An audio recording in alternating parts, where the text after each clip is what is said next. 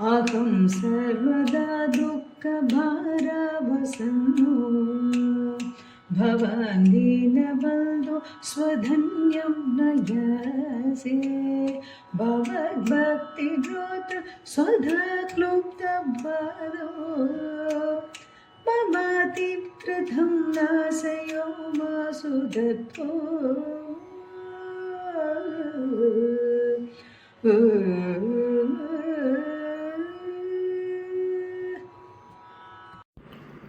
ஓம் நமச்சிவாயம். சிவதாசன் ஜெகநாதன். ஆன்மீக அன்பர்கள் அனைவருக்கும் இனிய காலை வணக்கம். இன்றைக்கி நம்ம சுப்பிரமணிய புஜங்கம் பதிவில் 24வது ஸ்லோகத்தை பார்க்க போகிறோம். இதுவரை 23 ஸ்லோகங்களை பார்த்துட்டோம்.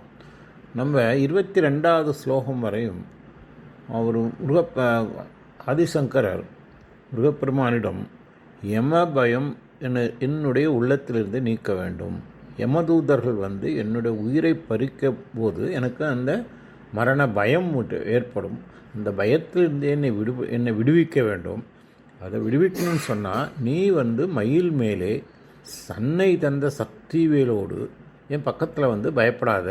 அவன் யமதூதர்கள் என்ன கட்டு வெட்டு குத்து பிழை எரின்னு என்னை பயமுறுத்துறாங்க, இப்படிப்பட்ட பயத்திலிருந்து என்னை காப்பாற்றணும் அப்படின்னு வேண்டினார். 22வது வரைக்கும் 20, 21, 22 3 ஸ்லோகங்களில். இப்போ 23வது ஸ்லோகத்தில் நேர்த்தி சொன்ன அந்த 23வது ஸ்லோகத்துலேயும் அவர் என்ன சொன்னார்னு கேட்டிங்கன்னா, இப்போ எனக்கு அந்த பயம்லாம் போயிடுச்சு, ஆனால் என்னுடைய மனதிலே ஒரு கவலை இருக்குது, மனக்கிலேசம் இருக்குது. அந்த மனக்கிலேசம் அதை நீ போக்கணும். ஏன்னா நீ இந்த உலகத்திலேயே அண்டங்களாக செய்து ஆண்டு பிரபஞ்சத்தையே ஆட்டி வைத்த அந்த 3 அசுரர்கள், சூரபத்மன், தாரகாசுரன், சிங்கமுகன், இந்த 3 பேரையும் நீ வதம் செய்து அவர்களை ஆட்கொண்டவன். அப்படிப்பட்ட கருணைக்கடலான பெரிய வீரனான நீ என்னுடைய மனத்திலுள்ள குறைகளை களைய வேண்டும். அதை உன்னை விட்டால் என்னை காப்பாதற்கு யார் இருக்காரு அப்படின்னு சொல்லி நகம் சிக் பிரபோகிம் கரோமி கோயாமின்னு சொன்னார் இல்லையா, அது போன 23 சொன்னார். இன்றைக்கி அதே மாதிரி நான் மறுபடியும் என்னுடைய உள்ளத்திலே நிறைய துக்கங்களெல்லாம் சுமந்துக்கிட்டுருக்கேன். அந்த துக்கங்களையெல்லாம் நீ சீக்கிரமாக எனக்கு எல்லாத்தையும் நீ அதெல்லாம் போக்க வேண்டும், என்னுடைய மனக்கிலேசத்தை போக்க வேண்டும், மனதிலே உள்ள துன்பத்தை போக்க வேண்டும் அப்படிங்கிறாரு. இப்போ நாளைக்கு அடுத்த பாட்டில் உடல் துன்பங்களை பற்றி வியாதிகளை பேச போகிறாரு. அபஸ்மார குஷ்டச்சையார் சப்ரமேகங்கிற ஒரு ஸ்லோகத்தில். இந்த ஸ்லோகத்தில் அகம் சர்வதா துக்கபாரோ வசன்னோ அப்படிங்கிறார். நான் எப்பொழுதும் மனசில் துன்பத்தோடு இருக்கேன், இந்த துன்பத்தை எல்லாம் நீ போக்கணும். நீ யாருன்னா நீ உமாதேவியுடைய புத்திரன் இல்லையா, அதாவது நாசையோ உமாசுதகாங்கிறார். உமாசுதகான்னா உமாவினுடைய மகனே அப்படின்னு சொல்லி நீ என்னுடைய போனதில் அன்னை கொடுத்த வேலோடு வரணுன்னாரு. இன்றைக்கி அன்னையினுடைய புத்திரனே நீ என்னுடைய மனக்கிலேசங்களையும் துன்பங்களையும் களைய வேண்டும் அப்படின்னு சொல்கிறார். அதுதான் இன்றைக்கி இந்த 24வது ஸ்லோகம் சொல்கிறது. இது ஒரு அழகான ஸ்லோகம்தான். இப்போ நான் அந்த ஸ்லோகத்தை சொல்கிறேன், அழகாக கேளுங்க. அகம் சர்வதா துக்கபாரோ வசன்னோ பவான் தீனபந்து சத்வதன் எம் நயாசே பவத் பக்திரோதம் சதா கிளுப்தபாதம் மமாதிம் திருதம் நாசயோ உமாசுதத்துவம் அப்படிங்கிறார். அகம் சர்வதோ துக்கபாரோ வசன்னோ பவான் தீனபந்து சத்வதன்யம் நயாசே பவக் பக்திரோதம் சதா கிளுப்தபாதம் மமாதிம் திருதம் நாசயோமே சுதத்துவம், நாசயோ உமாசுதத்துவம் அப்படிங்கிறது தான் இந்த பாட்டு. இதுக்கு நான் இந்த ஸ்லோகத்துக்கு அர்த்தம் சொல்கிறேன். இப்போ அகம் சர்வதா துக்கபாரோ வசன்னோ. அகம்னா நான் இல்லையா, அகம்னா நான். அப்புறம் சர்வதா அப்படின்னா எப்போதும் சதா காலமும் துக்கபாரோ துக்கம்னா இந்த கஷ்டங்களை, மனதிலே உள்ள துக்கத்தை, பாரம்னா அந்த வெயிட், அந்த துக்கங்கிறதே ஒரு பாரம் தானே, அதை வசன்னோ சுமந்து கொண்டிருக்கிறேன். அகம் சர்வதா துக்கபாரோ வசன்னோ அப்படின்னா என்னுடைய மனதிலே எப்பொழுதும் துக்கம் என்ற பாரத்தை நான் சுமந்து கொண்டிருக்கிறேன். இந்த துக்கம் எதனால் வேணால் வரலாம், மனதினால் வரலாம், உடலினால் வரலாம், பந்தங்களினால் வரலாம், சொந்தங்களினால் வரலாம், எப்படியோ பல நிலைகளே நமக்கு துக்கம் வரும். அந்த எல்லா துக்கங்களையும் நான் என்னுடைய மனதிலே சுமந்து கொண்டே இருக்கிறேன். சரி, இதை என்ன பண்ணணும்? பவான் தீனபந்து, பகவானே தீனபந்து பகவானே முருகா முதல்ல துரைன்னு சொன்னார் இல்லையா, இன்னும் துரையேன்னு சொன்னார், இப்போ பகவான்கிறார். நீ வந்து பகவான்னு கடவுளே ஈஸ்வரனே தீனபந்து, தீனம்னா உலகம், பந்துன்னா காப்பாற்றுறவர். நீ வந்து தீனபந்துன்னா இந்த லோகத்திலே, தீனம்னா இந்த உலகத்திலே உள்ள பந்து அனைவரையும் ரட்சிக்கக்கூடியவர், காப்பாற்றக்கூடியவர் நீ தான், வேறு யாரும் கிடையாது. அப்போ சத்வதன்யம் நாயாசே. அப்போ சத்வதன்யம் அப்படின்னா உங்களை தவிர வேறு யாரிடம் நான் யாசே. நான் யாசிக்கிறதுனா என்ன? பிச்சை கேட்குறது. நான் போய் பிச்சை கேட்கணும். உங்களை தவிர யாரிடம் கேட்பேன், நான் மாட்டேன்னு அர்த்தம். உங்களை தவிர யாரிடமும் நான் வந்து யாசித்து என்னுடைய கவலைகளை போக்குங்கள் அப்படின்னு கேட்க மாட்டேன் அப்படிங்கிறது தான் சத்வதன்னம் ந யாசேங்கிறார். நான் யாசன்னா யாசனம் பண்ணுவேன், யாசிப்பேன், நான் ஏசன்னு கேட்க மாட்டேன் அப்படிங்கிறாரு. அப்போ அடுத்தது என்ன சொல்கிறாருன்னா, துவம்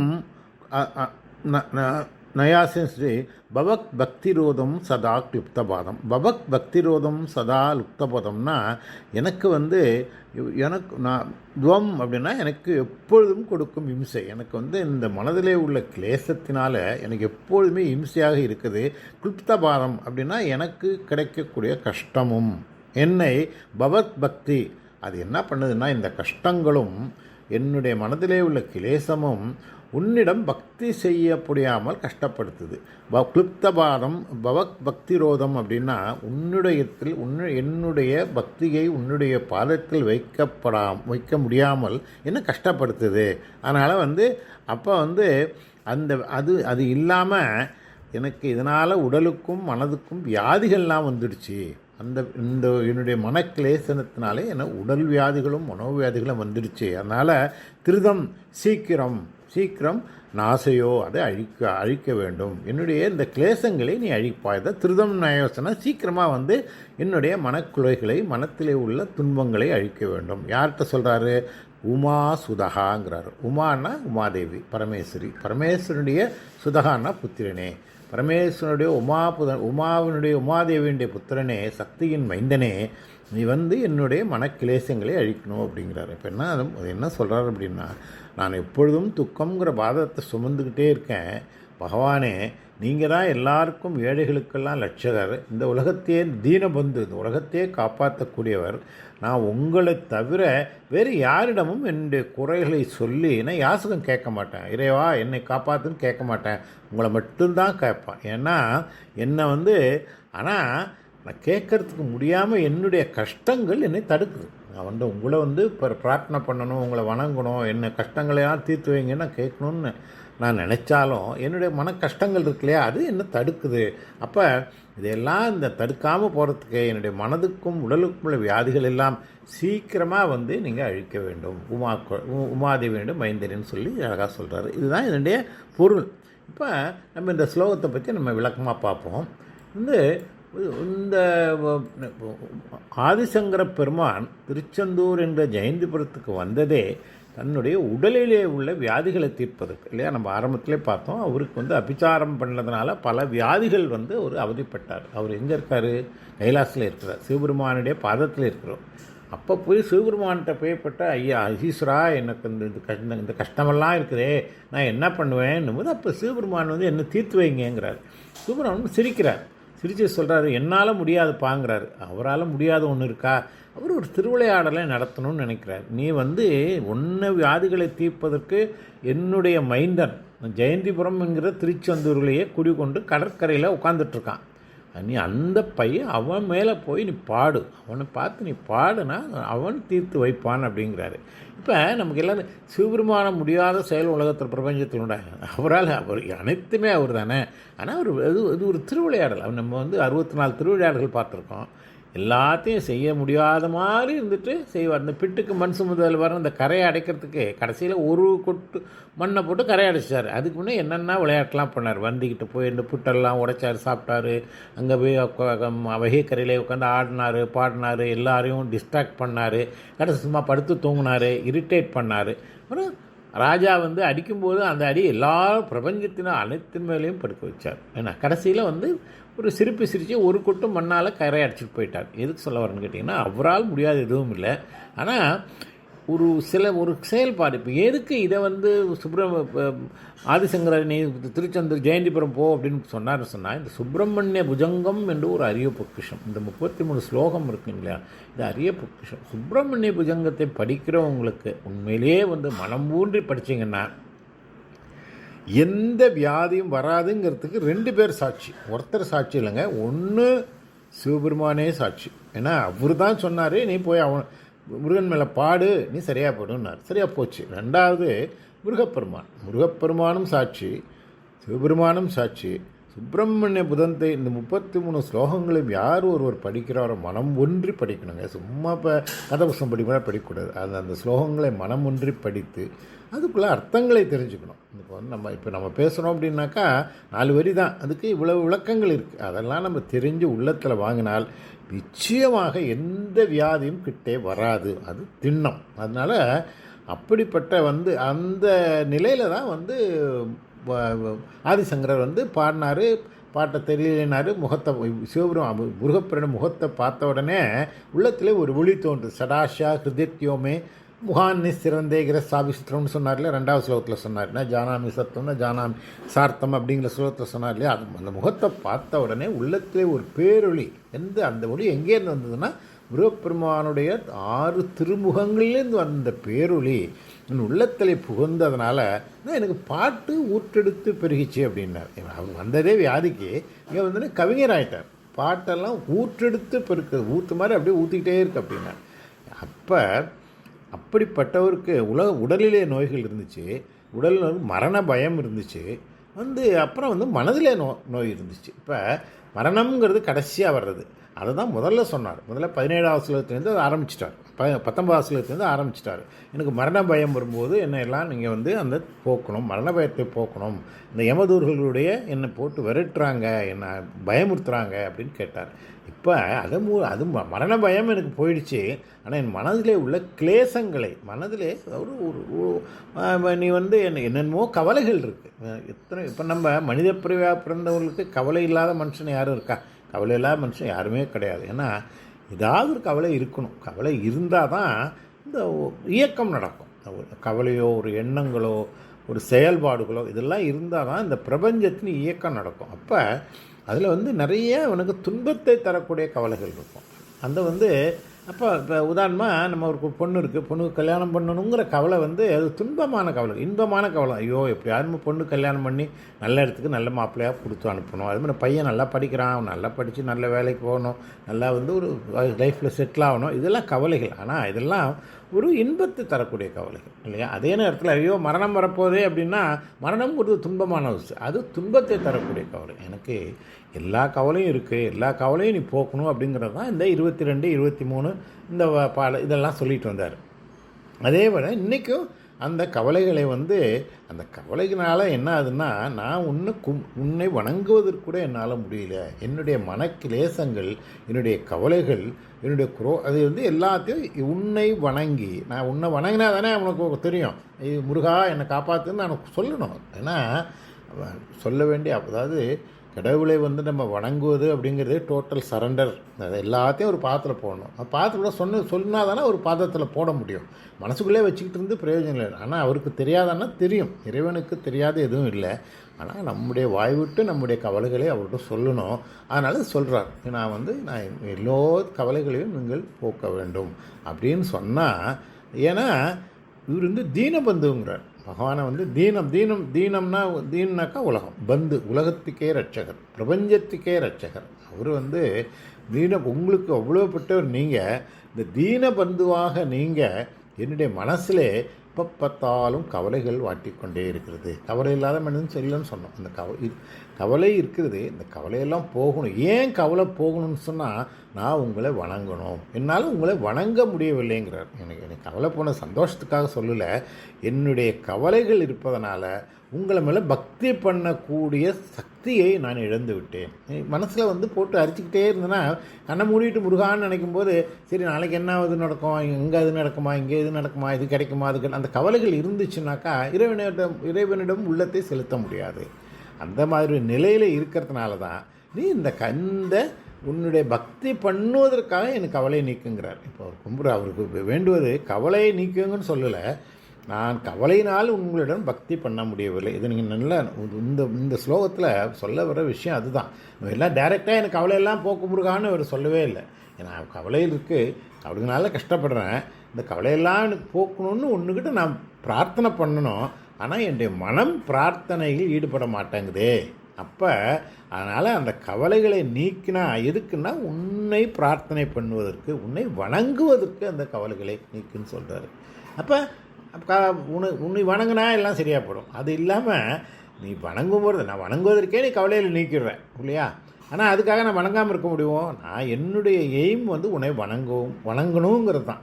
ஏன்னா வணங்கினா எல்லாம் அது யூனிவர்சல் ரூல். இறைவனை வணங்கினால் உன்னுடைய துன்பங்கள் அனைத்தும் பனி கண்ட சூரியனை கண்ட பனி போல மறைஞ்சிருங்கிறது அது யூனிவர்சல் ரூல். அது யாரும் மாற்ற முடியாது. ஆனால் நான் என்ன சொல்கிறேன், நான் உன்னை வணங்கணும். என்னை வணங்க முடியாமல் தடுப்பது என்னுடைய கவலைகள், என்ன துக்க பாரம், என்னுடைய மனதில் உள்ள துக்கத்தினால் உள்ள பாரம். அந்த பாரம் என்னை போட்டு அழுத்திக்கிட்டு இருக்கு. அந்த பாரத்தை நீ நீக்கிடு. நீ பாரத்தை நீக்கிச்சுன்னா அப்போ தான் நல்லா போச்சு அப்படின்னு நம்ம விட்டுருலாமான்னா அது கிடையாது. ஆதிசங்கருடைய எண்ணம் பாருங்கள். சரி, நம்ம கஷ்டமெல்லாம் நீக்கிட்டார், அப்போ சரி குட் பை அப்படின்னு சொல்லிட்டு வர முடியுமா? முடியாதுங்க. ஏன்னா அவர் அதனால தான் அது சொல்கிறாரு, உன்னை வணங்குவதற்கு என்னுடைய மனக்கவலையை நீக்குங்கிறார். நான் எதுக்கு வணங்கணும்? மனக்கவலை நீங்குவதற்கு வணங்கணும். அப்போ நீ தான் மனக்கவலையை நீங்கிட்டே அப்புறம் வணங்க வேண்டாமான்னு கேட்டிங்கன்னா எல்லாருக்கும் சாதாரண மனுஷன் அப்படி தான் நினைப்பான். மனக்கவலை தான் போயிடுச்சா, இனிமேல் எதுக்கு வணங்கணும்னு நினைப்பாங்க. அவர் அதை சொல்லவே இல்லை. நீ என்னுடைய மனக்கவலை நீங்கினால் நான் உன்னை வணங்க வேண்டும். நான் வணங்கினோம்னாக்கா நீ தீனபந்து, நீ இந்த பிரபந்தத்தை ரட்சிக்கக்கூடிய பெருமான், இன்னும் அனைவரும் ரட்சிக்கும்போது போல் என்னையும் ரட்சித்து என்னுடைய மனக்கிளேசங்களை போய்விடுவாய் அப்படின்னு சொல்லிட்டு, அதனால் எனக்கு மனக்கவலை நீக்கு, நீ மனக்கவலை நீங்கினால் உன்னை வணங்குவேன். அந்த வணங்கினா என்னுடைய மனக்கிளேசமெல்லாம் போயிடும். ஏன்னா நீ உமாசுதன், உமாசுதத்துவம். உமா யார்? அம்பாள் பரமாம்பிகா, இந்த ஆதிபராசக்தியின் மைந்தன். ஏன்னா அம்பாள் சிவனுடைய சக்தி வடிவம். சக்தி இல்லாமல் சிவன் இல்லை இல்லையா? ஆனால் அந்த சக்தியே அந்த சிவனுடன் தான் வந்தது. இதில் இது அத்வைத தத்துவங்க. சிவனிடம் தான் சக்தி வந்துச்சு. ஆனால் சிவன் ஸ்டேபிளாக இருக்குது, ஸ்தானுவாக இருக்குது, ஸ்தூலமாக இருக்குது. ஆனால் அதனால் ஆக்ட் பண்ண முடியாது. ஆனால் ஆக்ட் பண்ணுறது சக்தி தான். அந்த சக்தி எங்கேருந்து வந்ததுன்னா சிவனிடமிருந்து வந்தது. புரியுதா உங்களுக்கு? அதனால் சிவன் அப்போ இந்த சக்தி வரலன்னு சொன்னால் சிவனால் ஒன்றும் பண்ண முடியாது. ஒரு கண்ணாடி மாதிரிங்க. ஒரு கண்ணாடி நம்ம உருவத்தை நம்ம பார்க்கணும், நம்ம கண்ணாடி வேணும். அந்த கண்ணாடியில் பார்க்க போகிறது எதுனா நம்ம உருவத்தை தான் பார்க்க போகிறோம். நம்ம உருவத்தை பார்ப்பதற்கு ஒரு கண்ணாடின்ற ஒன்று வேணும். அதே மாதிரி சிவனுடைய சக்தியை வெளிப்படுவதற்கு அம்பாள் என்ற சக்தி தேவைப்படும். கண்ணாடியில் நம்ம பார்க்குற மாதிரியும் அதே மாதிரி தான். அப்படிப்பட்ட அந்த சக்தியின் மைந்தன், அதாவது உமா சுதத்துவம். இப்போ இதில் கடைசியாக என்ன சொல்கிறாரு, நாசையோ உமா சுதத்துவங்கிற நீ பரமசிவனுடைய புத்திரன்னு சொல்லலை, அம்பாளுடைய புத்திரன்னு சொல்ல. அம்பாள் சக்தியின் வடிவம். அந்த சக்தி சிவபெருமானிலேருந்து வந்தது. அது அம்பாளை வணங்கினால் சிவபெருமானையும் அந்த சக்தியையும் வணங்குறதா ஆகும். அப்படிங்கிறதுனால சுதத்துவம் அப்படின்னு சொல்கிறாரு. அந்த சக்தியே வடிவான அம்பாளை வணங்கி, சக்தி வடிவேலை அம்பாளிடம் பெற்ற குழந்தை நீ. சக்திவேல் சிவபெருமான் முருகப்பெருமானுடைய பலமே அந்த சக்திவேல் தானே. வேல் தான் முருகப்பெருமானுடைய வேல் தானே. அவருக்கு பேரே எத்தனை வேல் இருக்குது? 100 வேல் வருது. இதில் பார்த்தீங்கன்னா கந்த சஷ்டி கவசத்தில் எத்தனை வேல் வரும், அத்தனை வேலும் இந்த முருகப்பெருமான். இந்த அத்தனை வேலும் அம்பாள் கொடுத்த அந்த சக்தி வேல் தான். அந்த சக்தி வேலை கையில் கொண்ட முருகப்பெருமானே, நீ என்னுடைய கவலையை நீக்க வேண்டும். என்னுடைய எய்ம் கவலையை நீக்கணும், மனக்கவலை நீக்கணும். ஆனால் மனக்கவலை நீக்கிறது கிடையாது. இந்த மனக்கவலை நீங்கினால் உன்னை நான் வணங்க முடியும். நான் உன்னை வணங்கினால் என் மனக்கவலை நீங்கிவிடும். இது இந்த ஒரு சர்க்கிள் மாதிரிங்க. சர்க்கிளில் பார்த்தீங்கன்னா 0வும் 360 ஒரே பாயிண்டில் இருக்கும். அதே மாதிரி தான் எனக்கு மனக்கவலை நீங்கணும். மனக்கவலை எப்போ நீங்கும்? உன்னை வணங்கினால் நீங்கும். சரி, உன்னை எதுக்கு வணங்கணும்? மனக்கவலை நீங்குவதற்கு வணங்க வேண்டும். இப்போ புரியுதா உங்களுக்கு? ஒரு சர்க்கிள் மாதிரி வந்துக்கிட்டே இருக்கும். அது அழகாக சொல்கிறாரு, என்னுடைய மனதிலே உள்ள கவலைகளை எல்லாம் நீக்குவதற்கு உன்னால் தான் முடியும். ஆனால் என்னுடைய மனமோ கவலைகளால் நினைந்து மனம் பூரா கவலையிலேயே இருக்குது, அதனால் உன்னை வணங்க முடியல. ஆனால் என்னுடைய கவலையை நீக்கிடு அப்படிங்கிறாரு. எதுக்கு நான் உன்னை வணங்கணும்? கவலை நீக்கிறதுக்கு வணங்கணும். அப்புறம் அதான் கவலை தான் நீங்கி போச்சே அப்படின்னா அதுக்காக நான் வணங்காமல் இருக்க மாட்டேன். வந்த காரியம் என்ன? கவலை நீங்கணும். அதுக்காக நான் என்னுடைய எய்ம் வந்து உன்னை வணங்க வேண்டும், அதன் மூலமாக என்னுடைய கவலை நீங்க வேண்டும். அதுக்கு இந்த கவலையை நீக்க வேண்டும். இது கொஞ்சம் ட்ரிக்கியாக இருக்கு இல்லையா? இது வந்து அதுதான் இந்த அழகு, இந்த ஸ்லோகத்தினுடைய அழகே இது தாங்க. இது வந்து திருப்பி சுற்றி வருது பாருங்கள். இந்த 24வது ஸ்லோகம் அடுத்தது நாளைக்கு நம்ம பார்க்க போகிறது ஒரு அழகான ஸ்லோகம்தான். அதோட இந்த முருகப்பெருமானுடைய அந்த கருணையை வந்து உள்ளத்தில் வாங்கி அது வெளியில் போக விடாமல் வச்சு உள்ளேயே சுற்றிக்கிட்டு இருக்கணும் அப்படின்னு நினைக்கிறவர் ஆதிசங்கரர். நம்ம எல்லோரும் இப்போ சாமி கும்பிடுவோம், போய் கோயிலுக்கு போவோம், இப்போல்லாம் பண்ணுவோம், சரி முடிஞ்சு போச்சு, வேலை முடிச்சு வா, அடுத்த வேலையை பார்ப்போம். அப்படிப்பட்டவர் இல்லை ஆதிசங்கர பெருமான். எப்பொழுதும் இறைவனை உள்ளத்தில் ஏந்தியவர். அதான் இந்த ஸ்லோகம் அழகாக சொல்லுது. இத்துடன் இந்த பதிவை இன்றைக்கு நிறைவு செய்கிறேன். நாளைக்கு அடுத்த அழகான ஸ்லோகம் பார்க்க போகிறோம். உங்கள் அனைவருக்கும் முருகப்பெருமானுடைய பேரலும் அம்பாளின் கடாட்சமும் சிவபெருமானுடைய கருணையும் குறைவாது கிடைக்க வேண்டும் என்று வாழ்த்து இந்த பதிவை நிறைவு செய்கிறேன். நன்றி, வணக்கம். சிவதாசன், ஜெகநாதன். ஓம் நமச்சிவாயம்.